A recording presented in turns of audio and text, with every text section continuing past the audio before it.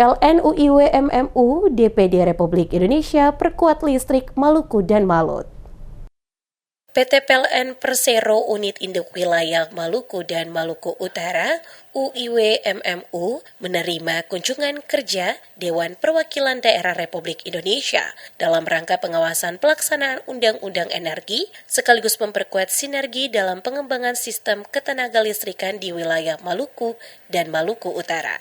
General Manager PLN UIW MMU Nur Sorat Moko menegaskan bahwa PLN terus berkomitmen menghadirkan listrik yang andal dan merata hingga ke wilayah kepulauan, sekaligus mendorong pengembangan energi yang lebih efisien dan berkelanjutan. Dikatakan Sorat Moko, rasio elektrifikasi di Maluku saat ini telah mencapai 98%.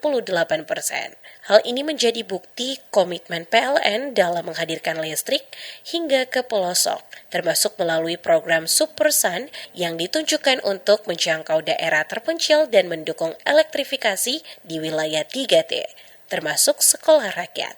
Lebih lanjut, Nur menjelaskan bahwa PLN terus mengembangkan potensi energi baru terbarukan EBT di wilayah Maluku dan Maluku Utara. Beberapa potensi yang tengah dikaji antara lain tenaga surya di Pulau Seram serta panas bumi di Jailolo, Maluku Utara. Di sisi lain, PLN UIW MMU juga melakukan optimalisasi pemanfaatan energi gas melalui koordinasi dengan PLN Pusat dan PLN Energi Primer Indonesia sebagai bagian dari upaya meningkatkan efisiensi dan menekankan biaya pokok penyediaan listrik. Dalam kesempatan tersebut, PLN juga menyampaikan bahwa karakteristik wilayah kepulauan menjadi tantangan tersendiri yang terus direspons melalui penguatan sistem, inovasi layanan, serta pengembangan skema kelistrikan yang adaptif. Penggunaan pembangkit berbasis BBM saat ini masih menjadi solusi.